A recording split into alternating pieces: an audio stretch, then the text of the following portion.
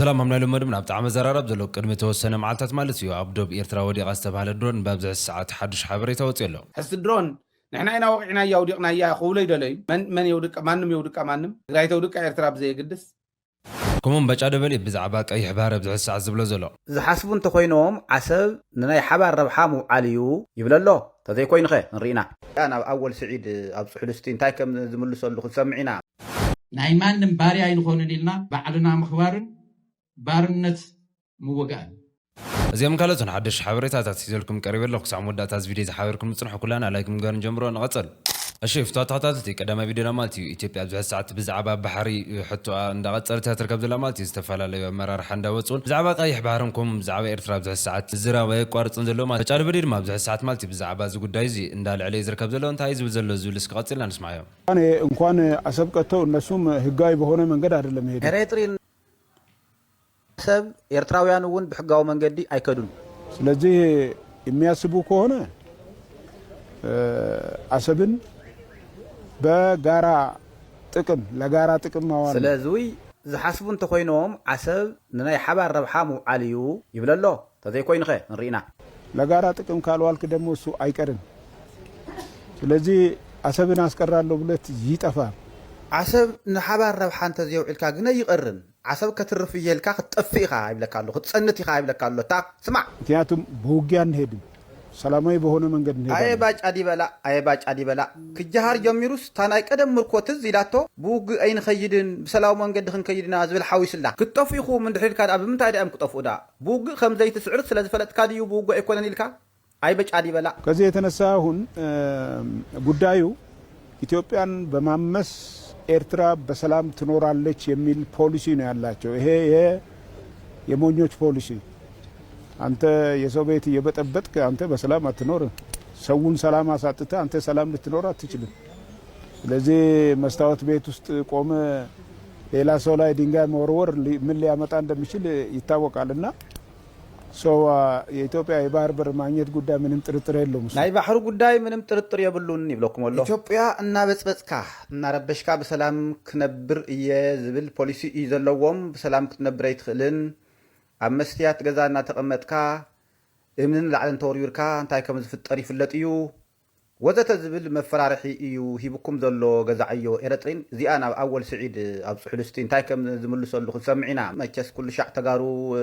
ኣብ ጎንኹም ኢና ኤርትሪን ኮመንት ጽሓፉ ሼር ግበርዎ ይብጽሓዮ ኩሉ ንኢሳያስ ኣፈወርቂ እውን ኣብጽሕሉ እሺ ከም ሰማ ዘሎ ማለት ብዛሕ ሰዓት ባጫ ደበሊ ከምዚ ዓይነት መልስታት እንዳሃበ ዝርከብ ዘሎ ዝተፈላለዩ ኣመራርሓውን ብዛዕባ ኤርትራን ከምኡ ብዛዕባ ባሕርማ ከምዚ ዓይነት ርእቶታት እንዳሃበ እዮም ዝርከብ ዘሎ ካብዚ መቐጻል ማማት ጀነራል ጆን መዲድ ብዛሕ ሰዓት ምስ እዋናዊ ኩነታት ተተሓሒዙ ማለት እዩ ሓደ መልስታት እንዳሃበ ዝርከብ ዘሎ ቀፂልና ንስማዓዮ ናይ ማንም ባርያ ኣይንኾንን ኢልና ባዕልና ምኽባርን ባርነት ምውጋእን ስለዚ ሰራዊት ተልዩ ጦርነት ደሊኹም መሰልኩም ተሓቲትኩም ጦርነት ደሊኹም ላዕላዊነት ናይ ከበርተልኩም ጦርነት ደሊኹም ጀኖሳይድ ዝፈጸመይ ተሓተተልኩም ጦርነት ደሊኹም ህዝቢ ትግራይ ሕውየት ይፈጸም ተልኩም ጦርነት ደሊኹም ህዝቢ ትግራይ መሰሉ ይከበር እንተልኩም ጦርነት ደሊኹም እዚ ዝብሉ ፖለቲከኛታት እዮም መጽኤምና ኣለና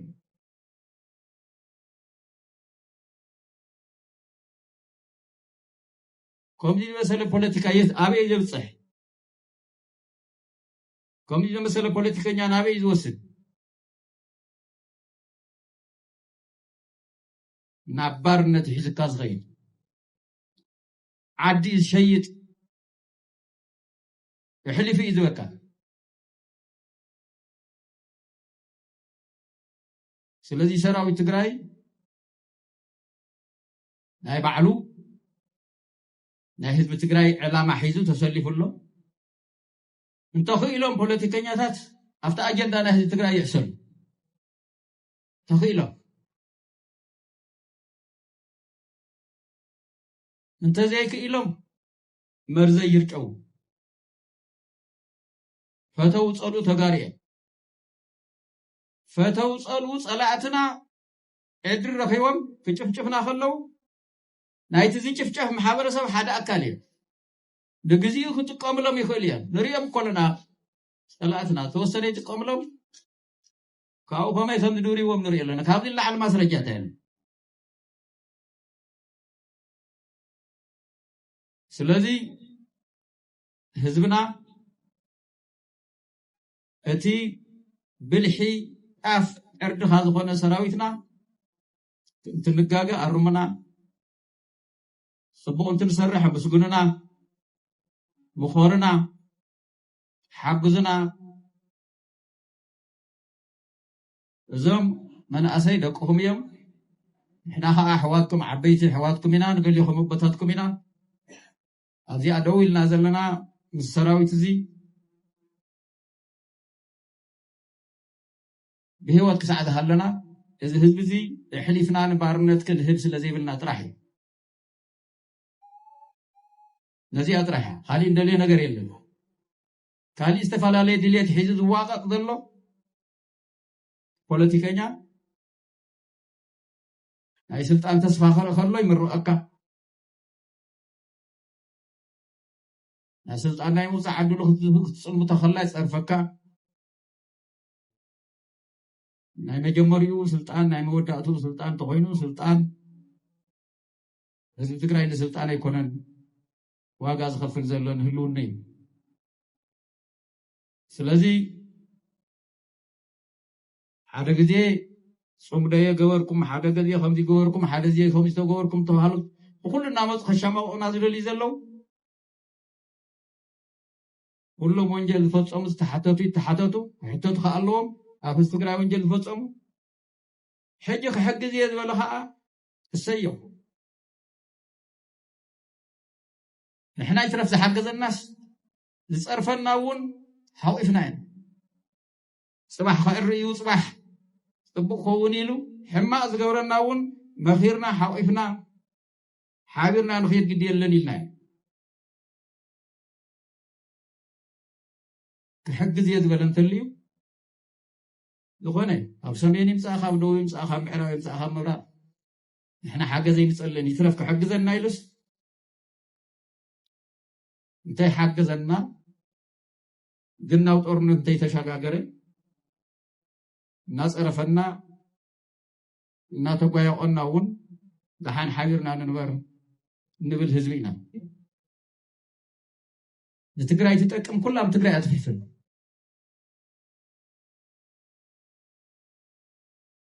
ኣብ ካሊእ ኮይኑ ጽቡቕ ዝምነየልና ንትግራይ ይጠቅም ሓሳብ ዝሓሰበ እንተልዩ እሰየው እንተልዩ እንተዘይኮይኑ ግን ኩላ ነገር ትሕማቕ ትጸብቕ ኣብ ትግራይ ትፍጠር እያ ትግራይ ትመስል ኣብ ካሊእ ዝፍጠር ነገር ካብ ካሊእ ጥፍጠፍ ነገር ትግራይ ዝመስል ኣይኮነን ፍትዋት ተኸታተልቲ ማለት ካብዚ ምቕፃል ሓደ ኣዘራራቢ ዝኾነ ነገር ኣብዚ ማሕበራዊ ሚድያ ተፈጢሩ ደብ ዓፋር ናብ ደብ ኤርትራ ሓንቲ ድሮን ከም ዝወደቐት ተሓቢር ነይሩ ብዝሓለፍ ኣብዚ ሰዓት ከዓ ሃይለ ማለት እዩ ነዚ ዝኸውን ሓበሬታ እንዳሃበ ዝርከብ ዘሎ መን ከም ዘውደቐ እውን ግልፂ ኣብ ዘይነበረሉ ብዙሕ ሕቶታት ዝተለዓለሉ ሃይለ በዚ ሎም ዕለት ማለት እዩ ሓበሬታ ዝሒዙ ወፂኡ ዝርከብ ዘሎ ጽምዶ ክበሃል ከሎስ ይትረፍ ዶ ክልቲኦም ሓቢሮም መፅዮም ሞ በበይኖም ኮይኖም እውን ወያነ ንሻዕብያነ ይኽእሎምን እንታይ ኮይኑ ከምኡ ክበሃል ከሎስ እንተነኣሰ ሰላም ጌርና ኢና ክበሃል ከሎ ዘይተረፍ ኢሎም እዮም ዝወቐስዎ ባዕሎም ቶም ፀላእቲ እውን ቅድም ኢሎም ይብልዎ ነይሮም ኤርትራና ትግራይ ቢያብር ኑሮ የት እንገባ ነበር ያሉት ማለት ነው ምን ይውጠን ነበር ዝበልዎ ማለት መጋባይ ሐዲስ እሸቱ ዝወሎ ብደንብ ጌርኩም ልብ ኢልኩም ተመሊስኩም ኣድምፅዎ ስለዚ ተመቦ ወዲኦም ሞዮ ግን 24 ጥቅምቲ ክጅመር ዝነበረ ኩናት ዘበርዓኖ ጽምዶ ዝብል ቃል እዩ ድሕሪኡ መንባር ከም እንተኮይኑ ንትግራይ ከኣትለን ትግራይ ክወቅዕለን ዝብል ኣብ ትግራይ ሙከራ ገይሩ ኣብ ወሰን ኤርትራን ኣብ ትግራይን ትዘውር ዝነበረ ድሮን እንታይ ምስ ኮነት ዓሪፉ ሕዚ ድሮን نحن أنا وقعنا يا ودقنا يا خولي دلي من يودق مانم يودق مانم تقرأي تودق إرتراب زي قدس درون مودق مسجمرة كن موال جمير لكاتن درون وانترقم زلوون يكونان سبز حوون ترقم زلو يكونان حزي بزح درون نمس بزح صوار نمس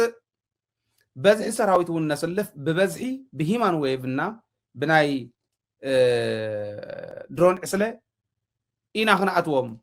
ኣብ 30 መዓልቲ ኢና ክንውድኦ ናብ ዝብል ምፅያቶ ዘላ እውን ታፅምዶ እያ 30 መዓልቲ ዲ ክውድኦ 30 ዓመት ዲ ክወስደሉ ኣይንፈልጥን ኩናት እንተኸፊቱ ግን ኣብ ሰሙን ኣዲስ ኣበባ ከም ትተሓዝ ዘጠራጠረ ይኮነ ኣይተዓሽው ኢና ንብሎ ሕዚ ከምቲ ማለ ይኮነን እዚ ብልቢ ሳቶም እውን ልቢ ኢሎም ክርእይዎ ንሕና እውን ብደንቢ ልብና ከነውድቕ እንተይኮነስ ኦኬ እሞዚኦም እውን ዘይተረኣዩ እዚኦም እውን ዘይተረኣዩ እንዳተባሃለ በብግዚኡ ብኤርትራ ኮነ ብትግራይ እናተረኣየ ክኸይድ ግድን እዩ ሂማን ዌቭ እንተመፅኡ ባጫ ደበሌ እውን ይጃሃረሉ ነይሩ 130 ሚሊዮን ህዝብ ያለን ሀገር ነን የፈለግነውን ማድረግ እንችላለን ብበዝሒ ህዝቢ ንኤርትራን ኢትዮጵያን የነጻጽር ነይሩ ኤርትራ ህዝቢ ኤርትራ ልቢ እንተሃልዩ ወስቕ ይበል ኣቲና ንሻዕብያ ጥራሒና ክንሕዝ ተናእሰኩ ሓቢሮምኹም እዮም ነይሮም ወያነ ኢና ክንሕዝ እናበልኩም ትግራዋይ ክጭፍጭፉ ከለኹም ካብኡ ደ ይመሃሩን ክንዶ ዝኣክል ደናቁር ድዮም ዞም ሰባት እዚኦም እንተናእሰት ትማል ብሓቢሮሞም ዝነበሩ መራሕትስ ክፈልጡና እዮም ኢሎም ዘይምሕሳቦም ክንዶ ዝኣክል ደናቁር እዮም ዓሻ ግን ዓሻ እሞ ሓደ ኤርትራዊ ሓደ ትግራዋይ መስዋዕትነት እንተኸፊሉ ተዋጋ ንሱ ልዕሊ ሚልዮን ኢትዮጵያዊ ስለ ዝኾነ ብኸምኡ ተቆፂሩ ኩናት ብጋኑ እንዳሃለወ ከተርፍ ዝኽእል ኩሉ ክግበር ክኽእል ኣለዎ ዝብል እምነት ኣለኒ ለዚ እቲ ኩናት ኣትሪፉ እስካዕ ሕዚ እንተመፅኡ ኩናት እውን ኣብ ሓፂር እዋን ንክውዳእ ነቲ ኩናት ክገብሮ ዝኽእል ትፅምዶ እዩ ስለዚ ካብቶም ፅምዶ ዝመለሶም ሕቶታት ሓደ ዝዓብይ ሓደጋ ህዝቢ ኤርትራን ህዝቢ ትግራይን ከም ዘለዎ ልሕስ ከብል ታዳንኤል ክብረት ዝበላ ትንቢት ትግሬዎች ብቻ ሳይሆን እነሱን የሚመስሉና ራሳቸው ትግሬዎች ብቻ ሳይሆን ታሪካቸውም ጭምር የታሪክ ባለሙያዎች ቆፍረው ወደማያወጡት ጉድጓድ ማስገባት አለብን ይሉ እዚኣት ዓላማ ከምኡ ከይገብሩ ቶም ፀላእቲ ዝሓዞም እቲ ፅምዶ እዩ እዚ ኢና ንብል ዘለና እዚኣ ኣንደርስታንድ ዝገበረ ጥራሕ እዩ ተዋጋ ፅምዶ ትርዱ ሽመደቅ ዓበይት ናይ ሎም ዝነበሩ ሓበሬታት ኣዝዮምን ካልኦትን ነይሮም ኣብ ቀፃሊ ብሓድሽ ሓበሬታ ክሳንረኸብ ቅድሚ እዚ ቪድዮ ዝምፃኹም ኩላኹም ላይክ ምግባር ከይትርስዑ ሰሰናዩ ፀፅባ ይስምዐና